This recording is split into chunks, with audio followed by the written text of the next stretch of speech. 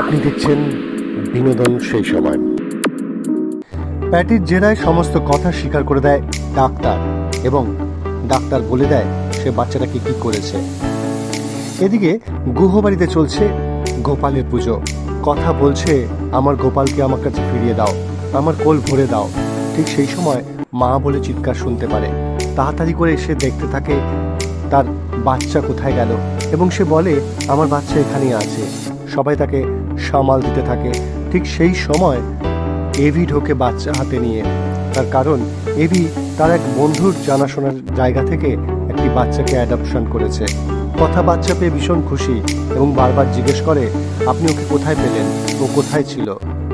AV বলে এই সমস্ত কথা তোকে পরে জানাবো, তুই খুশি কিনা বল। কথা তো ভীষণ খুশি, এবং গুহবাড়িতেও সকলে খুশি হয়ে যায়। তার কি নামে সবাই ডাকবে সেই নিয়ে ঠিক করতে থাকে। ঠিক এই আনন্দের সময় হঠাৎ করে পুলিশ ঢোকে, এবং পুলিশ ঢোকে বলে চিত্রা গুহকে অ্যারেস্ট করার জন্য। তার কারণ চিত্রা গুহ বাচ্চা চুরি করেছে। কি হবে এবার, আগে কি হবে তা জানার জন্য অবশ্যই আপনাকে দেখতে হবে বিনোদন সেই সময়।